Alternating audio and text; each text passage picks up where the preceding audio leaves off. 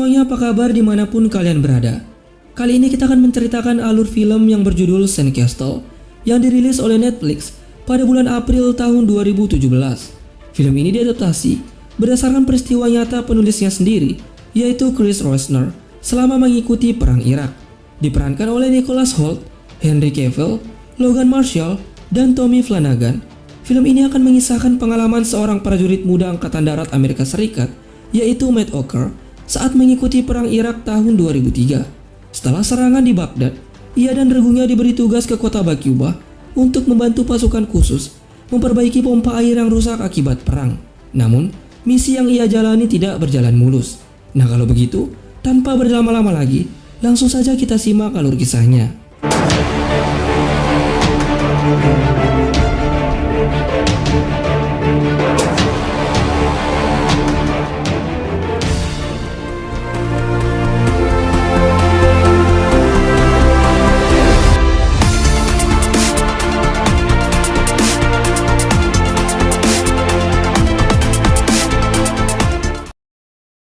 Film berawal pada tahun 2003 di sebuah markas pasukan Amerika Serikat yang berada di Kuwait. Di sini, kita diperkenalkan dengan seorang prajurit muda Angkatan Darat Amerika Serikat, yaitu Matt Oker. Ia terpaksa bergabung dengan militer pada tahun 2001 untuk mendapatkan biaya kuliah. Oleh karena itu, ia pun dengan sengaja melukai tangannya sebagai upaya agar dirinya dipulangkan kembali. True. Unless it's got some shame attached to it. Beberapa waktu kemudian, tampak Oker dengan gips yang membalut tangan kirinya. Ia menjumpai seorang staf medis militer untuk memperlihatkan luka di tangannya dan beralasan bahwa tangannya terjepit pintu. Namun, pihak medis menganggap hal tersebut tidak menjadi masalah serius. Hingga akhirnya, ia pun diperintahkan untuk tetap bertugas. Setelah itu, kita diperlihatkan sebuah regu yang ditempati oleh Oker. Regu ini dipimpin oleh Sersan Harper dan terdiri dari beberapa anggota. Di antaranya ialah Sersan Dylan Chatsky, Enzo, dan Barton. Di sini, mereka tak sabar untuk memulai penyerangan terhadap Irak dan menunggu perintah dari komando. Namun, berbeda dengan Oker yang terlihat tidak begitu bersemangat karena sebenarnya ia tidak memiliki niat untuk bergabung dalam pertempuran. Singkat cerita, Oker dan seluruh regunya pun bersiap pada malam hari untuk memulai penyerangan ke kota Baghdad. Setelah komando memberikan perintah, mereka pun berangkat bersama ribuan pasukan lainnya.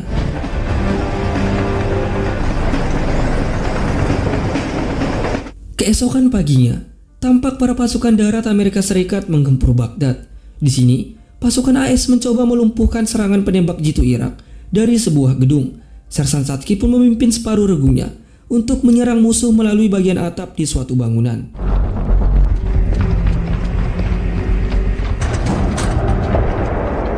Setelah berhasil menemukan lokasi penembak jitu Irak, Sersan Chatsky dan Oker pun berusaha melumpuhkan target.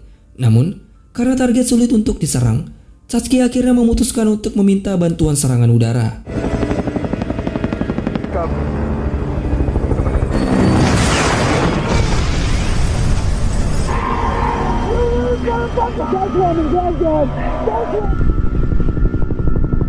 Beberapa hari kemudian, pasukan AS pun berhasil menduduki kota Baghdad. Setelah itu, Oker dan regunya berangkat menuju istana Saddam Hussein di kota Basra.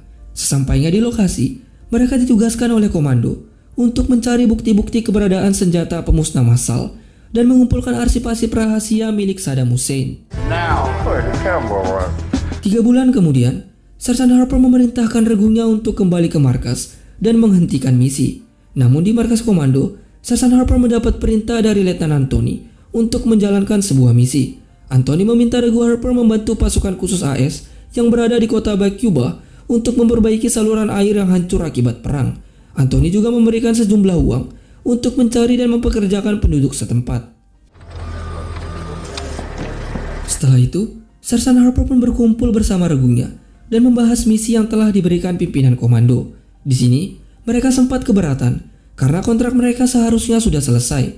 Namun, karena telah dipercayai oleh pimpinan, Oker dan yang lainnya pun menerima misi tersebut. Setelah itu, mereka pun mempersiapkan diri untuk berangkat ke kota Baquba.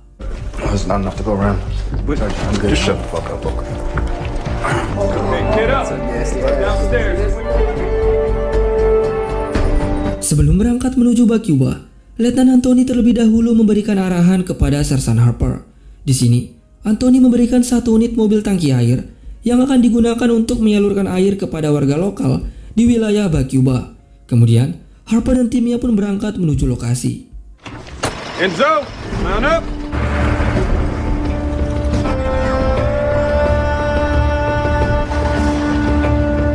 Sesampainya di kota Bakuba, tampak ratusan warga lokal yang telah berkumpul menunggu pasukan air. Kemudian, seorang pemimpin pasukan khusus AS yaitu Kapten Syverson meminta Regu Harper untuk langsung membagikan air kepada warga lokal. Banyaknya warga lokal yang berdesakan sempat membuat Sersan Satsuki baku hantam dengan seorang warga. Oker dan yang lainnya pun berusaha menertibkan situasi agar air dapat dibagikan dengan adil. Setelah itu, Sersan Harper dan regunya diarahkan oleh Kapten Syverson. Mereka diperkenalkan dengan seorang penerjemah Irak, yaitu Mahmud. Kemudian, Harper dan yang lainnya dibawa menuju barak peristirahatan.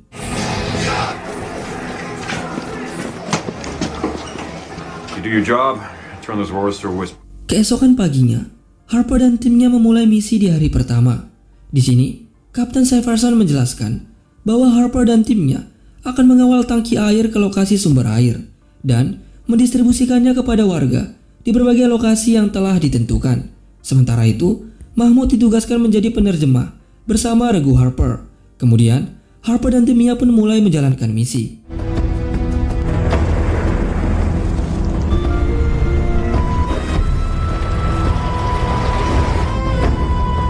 How you doing? Civil. Sesampainya di lokasi sumber air, Sersan Harper bertemu dengan Sersan Robinson dan membahas masalah kerusakan saluran air di tempat tersebut. Robinson memberitahu bahwa ia dan timnya kekurangan pekerja untuk memperbaiki saluran air tersebut. Harper pun menjelaskan kalau timnya hanya membantu mereka untuk menyalurkan air kepada warga lokal dan akan mencarikan pekerja untuk mempercepat perbaikan. Sementara itu, Oker dan yang lainnya mengisi air ke dalam tangki dan bersiap untuk membagikannya kepada warga di beberapa lokasi. Di tengah perjalanan, sebuah kendaraan mencurigakan mencoba melewati mereka. Harper pun memerintahkan timnya untuk menghentikan dan memeriksa kendaraan tersebut.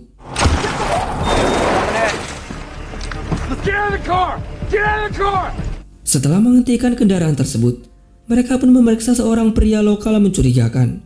Namun, Mahmud menjelaskan kalau pria tersebut hanya ingin membeli obat di apotik dan membawa seorang putrinya yang sedang sakit.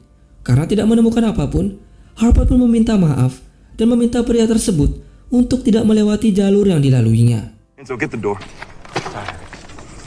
Let's go. Kemudian, Harper dan timnya menuju sebuah pasar dan membagikan air yang mereka bawa kepada penduduk setempat. Di sini, Harper juga mengumumkan kepada warga lokal yang bersedia bekerja untuk memperbaiki saluran air. Meskipun menawarkan bayaran yang cukup besar, namun keesokan harinya tidak ada satupun penduduk yang hadir untuk menerima tawaran tersebut. Well, setelah itu, Sersan Harper dan timnya pun kembali melakukan pengisian tangki air. Di sini, Robinson menagih para pekerja yang sebelumnya telah dijanjikan oleh Harper. Namun, Harper berjanji akan mengusahakannya dalam waktu dekat. just give me some labor. Keesokan harinya, Kapten Syverson membawa Sersan Harper untuk bertemu dengan seorang kepala suku. Di sini, Syverson meminta seorang sheikh agar membantunya mencari pekerja lokal. The inclusion of your people. Okay, we want them to work. Di waktu yang sama, Oker dan timnya tampak sedang mendistribusikan air di sebuah lokasi yang berdekatan dengan sekolah. Tak lama kemudian, seorang kepala sekolah bernama Kadir menghampiri Oker dan meminta tolong untuk mengisi tangki air di sekolah tersebut. Namun, karena stok air yang mereka bawa telah habis, Oker pun berjanji akan kembali besok untuk membantu Kadir. Sementara itu, Sheikh menolak permintaan Kapten Syverson karena para penduduk akan dibunuh oleh kelompok pemberontak jika mereka bekerja dengan pihak AS. Meskipun Syverson menjamin keselamatan mereka dan menawarkan bayaran yang cukup tinggi, namun Sheikh tetap saja menolaknya. Karena gagal mendapat pekerja lokal, Sersan Harper pun terpaksa memerintahkan regunya untuk menggantikan para pekerja lokal yang sebelumnya telah dijanjikan. It's the Sunnis and the Shias. They will always find. Setelah itu, mereka kembali membawa air untuk mendistribusikannya. Namun, tak jarang para pemberontak secara tiba-tiba menyerang mereka saat di tengah perjalanan.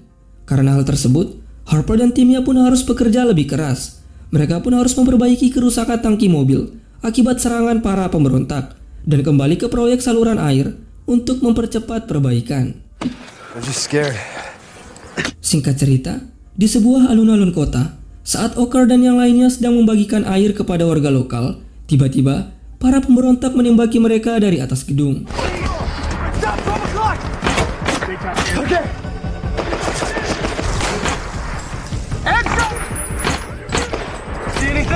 He's up there. I'm waiting for a fucking. Sayangnya, Sersan Satsuki tewas tertembak saat bertempur. Kejadian tersebut juga menewaskan beberapa warga lokal yang tak bersalah. Setelah insiden tersebut, Harper dan timnya pun berselisih karena kematian Satsuki.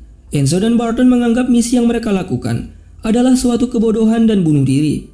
Sementara, Oker menganggap bahwa misi yang mereka lakukan tidak ada gunanya. Namun, Harper meminta agar timnya tetap fokus menjalankan misi tersebut sesuai dengan perintah komando. Keesokan harinya, Kadir menjumpai Oker dan menagih janjinya. Ia memohon agar Oker membantunya mendapatkan air bersih untuk dialirkan ke sekolah. Kadir juga turut berduka atas kematian Satsuki dan menawarkan kerjasama sebagai bayarannya. Not only for children. It's great. We want clean water. Tak lama kemudian, Oker dan Harper meminta izin kepada Kapten Syverson untuk mencari pekerja dan menjalin kerjasama dengan Kadir. Setelah Oker memastikan bahwa Kadir dapat dipercaya, ia pun diberi izin oleh Kapten Syverson untuk menjalin hubungan dengan Kadir. Setelah itu, Oker dan Harper pun mengunjungi Kadir di kantor sekolahnya. Oker memberikan beberapa air bersih dan menjalin hubungan kerjasama dengan Kadir. Di sini, istri Kadir sempat memperingatinya untuk tidak menjalin hubungan dengan tentara Amerika Serikat. Keesokan harinya, Kadir mendatangi lokasi sumber air dan membawa beberapa pekerja sesuai kesepakatannya dengan Oker. Ia juga membawa seorang ahli teknik mesin yang merupakan saudara kandungnya sendiri, yaitu Arif. Di sini, mereka pun bekerja sama untuk mempercepat perbaikan saluran air.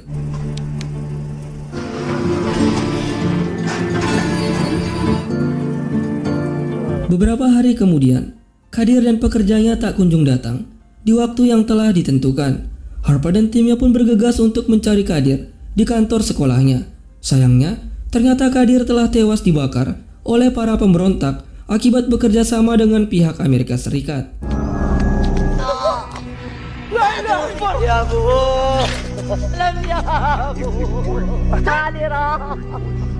Tak terima dengan kematian saudaranya, Arif pun mendatangi markas tentara AS dan memberitahu lokasi persembunyian para pemberontak. Kapten Syverson pun langsung mempersiapkan beberapa pasukannya untuk melakukan serangan di malam hari.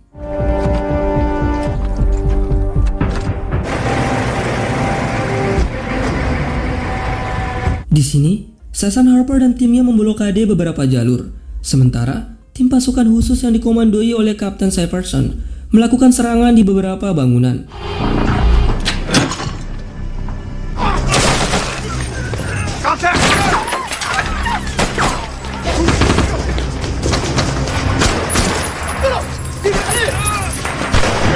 Setelah Syverson dan timnya berhasil menewaskan dan menangkap beberapa pemberontak, mereka pun bergegas kembali ke markas. Sementara itu, Harper dan regunya harus menahan beberapa serangan dari musuh.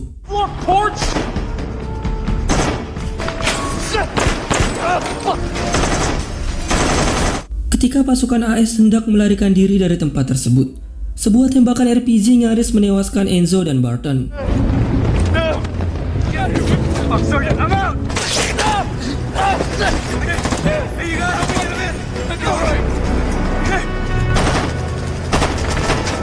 Sesampainya di markas, Enzo dan Barton pun dibawa melalui helikopter untuk mendapatkan penanganan medis di markas pusat.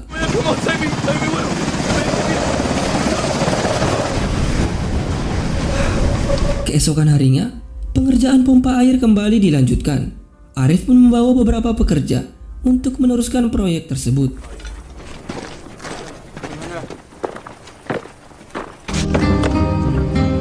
Kemudian, ketika para pekerja sedang beristirahat, tampak seorang pekerja lokal mengambil sebuah pipa merah dari dalam sebuah mobil.